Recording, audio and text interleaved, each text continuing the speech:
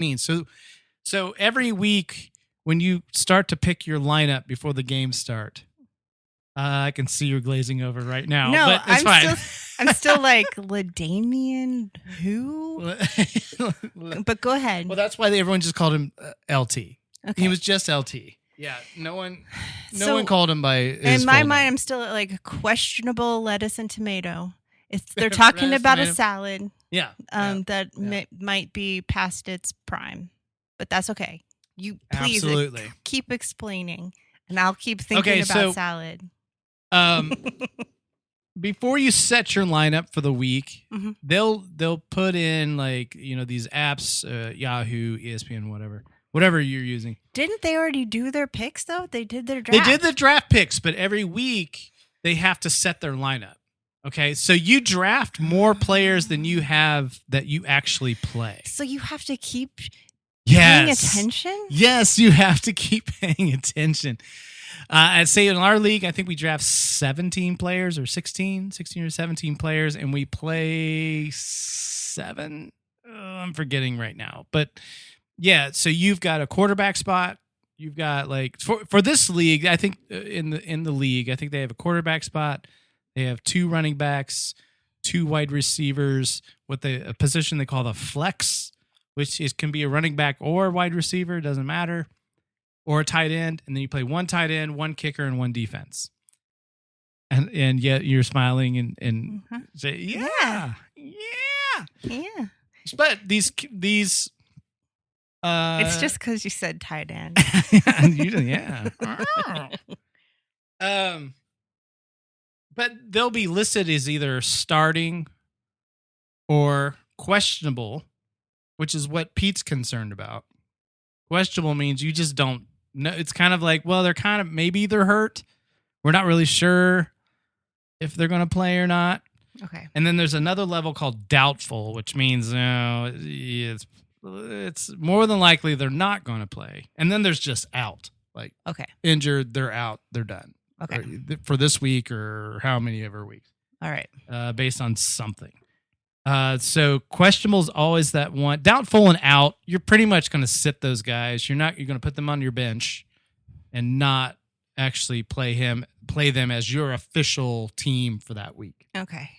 Now, and doubtful means that they ate the questionable lettuce and tomato, and they have the runs. Yeah. So they're probably not going to play because that'd be embarrassing. Mm-hmm. Yeah. Mm-hmm. Mm-hmm. Okay. Yes. So questionable is that one where you're like, I don't know. So if you put somebody in your lineup, and the dog is here, and she's gone. Okay. So if you put somebody, so here's the thing that Pete runs into, and we can talk about it later too. If you put them in your lineup and the game starts and they're not in there, you lose those. You don't get those points. You get basically a 0 because that person's not going to play in that game. Okay. And so that's what Pete's concerned about. Like, okay, he's questionable, but LT, LaDainian Tomlinson, is really good, and he wants to play him if he can. If he's going to play, he wants to play him. Right. But nobody knows. If he's questionable. But one thing I want to ask you is, why is Kevin at this location? Is he purposely trying? Because Audre shows up, right? Audre enters. And then he gets off the phone with Pete. Yeah, I don't know. I've always wondered if, is Kevin there to confront Audre because he lost to him, right? So he lost to him that previous week. Oh. And in week 2, that would have been week 2. Yeah. He loses to Audre. He wants to take him out for a drink. He does. He wants to. Maybe he wants to try and pick his brain for what he's doing, or something like that. He has a little vengeance on his mind. Maybe, or there's some motive he has of being there, because it doesn't feel like he's just running into Audre on accident. So he seems to be there to run into him on purpose. Right. Maybe he was just trying to be nice and take him out for a drink because he won. Maybe, but this is Kevin. Yeah, I don't know. I didn't really. That did not cross my mind. No. Now I'm just making weird noises into the microphone. I don't know. You flummoxed me. But Audre brushes him off, which is not something Audre does very much. Like if somebody wants to go to lunch or do anything with Audre, he is all over it. He's mostly trying to push. He wants attention. He wants it. Yeah, he's usually pushing his friends to go places, and they're the ones who are kind of reluctant. Like, I don't know, Audre, I want to go. But no, he brushes him off. Kevin gives him crap about, like, you have to make a house call. You're a plastic surgeon. Did somebody pop a tit? So I was like, whoa. Like, no, you're going that way, right? I think Andre's like, hey, you're going over there, right? But we find out where Audre is going. He is going to see he's going to see another fantasy football league. You know what? He is cheating on his original fantasy football. He is, but he should be in this other league. Yeah, because they like him. They're like sycophants. They like wanna kiss him and hold him tenderly. They do. In a way that the other league doesn't. These guys are great. Yeah. I want to be in a league with these guys. Except they're not that smart because they're not smart. Yeah, no, they're not. They're that pretty smart. dumb. Yeah, I didn't like the name that they came up for their league at first, and then Audre was like, and Audre fixes it. Yeah, because I think that originally the fantasy, the Extraordinary League of Fantasy Gentlemen, right? And he's like, no, the Fantasy League of Extraordinary Gentlemen. Yes. So I thought at first it was a bar, but then I realized it's actually a coffee shop. They all have cups of coffee. Yeah. Like these, like it's like Friends level large coffee mugs. Right? And there's a sofa. So there is a sofa there. To me, that says coffee shop. Yeah. And I want to point out a couple actors there. So he's not. I don't think they say his name. But the guy who's on the couch next to Audre, his name is J.D. Walsh, the actor. And I think in the credits they just label him as JD, but I don't think they actually say his name. They probably just use his real name. He was in Tremors and The Amazing Spider-Man 2, which is one of the Andrew Garfield ones. I'm not sure what he did. I don't remember those movies, so I don't remember him in them. I don't. And the other guy is Robert Sway. Say, I think it's pronounced Say. And really, like the stuff he's been in, I didn't recognize. He's the one where Audre says, hey, I'm going to beat you this weekend. And he's like, yeah, I know you are. Yeah. Yeah. Of course. Of course you are. Of course you're going to beat me. But really the character that they reference the most is the Hammer. Oh, the Hammer. Yeah. Do you remember saying the Hammer? I do remember them saying the Hammer, but I'm like... Well, so they say, hey, we're going to the Hammer's house. And I think they point to the guy that's sitting next to the Robert guy, who's a dude. He's in like a blue shirt. I wrote it down. He's in a blue shirt.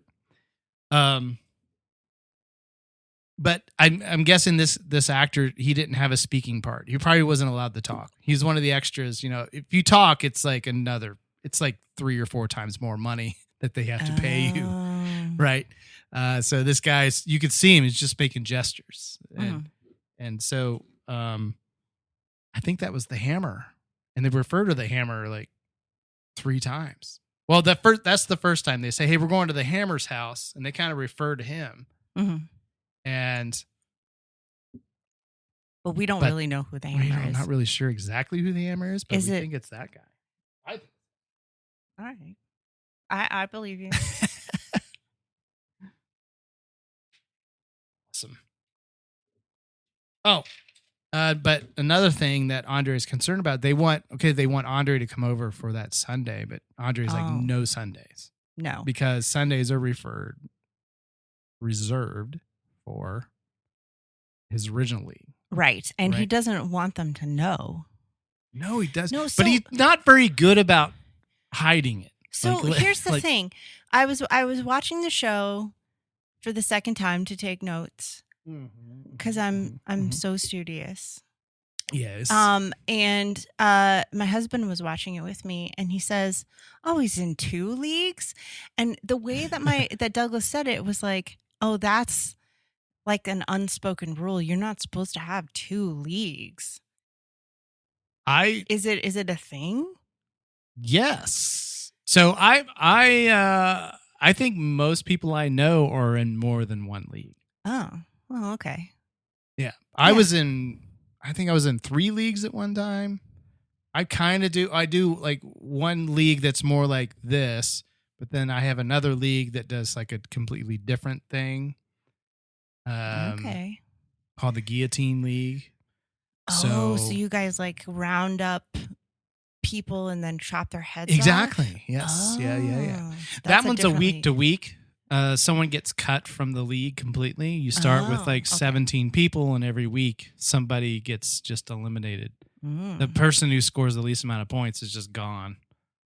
I don't think I've made it past week 6. And bloody. Yeah, it's pretty. But the name of my team in that league is Louis the 16th, because he was a person who got the guillotine.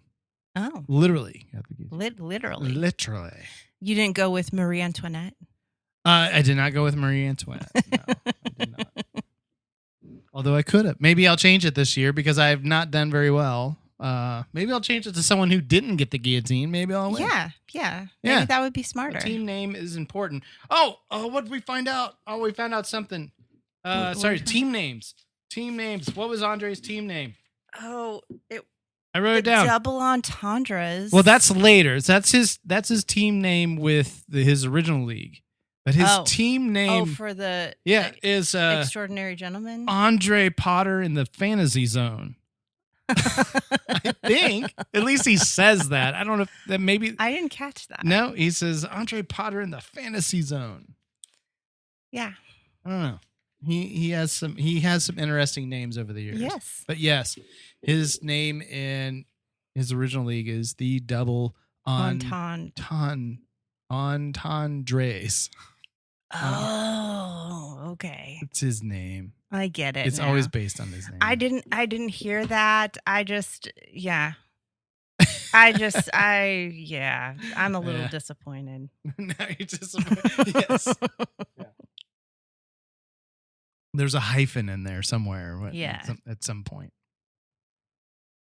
All right, we go to Pete's apartment, and he must really be focused on LT. He is very focused on LT. He doesn't. He's very concerned about what LT is he going to play.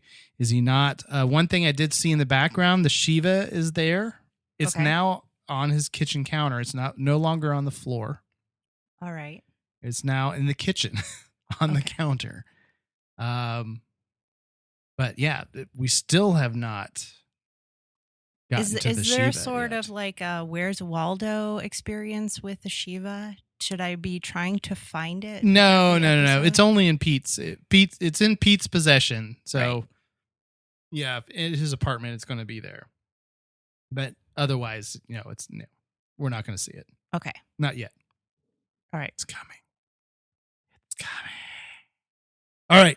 So this leads us to our reading for this episode. Yes. The problem with this week was finding a scene where we had only two characters talking.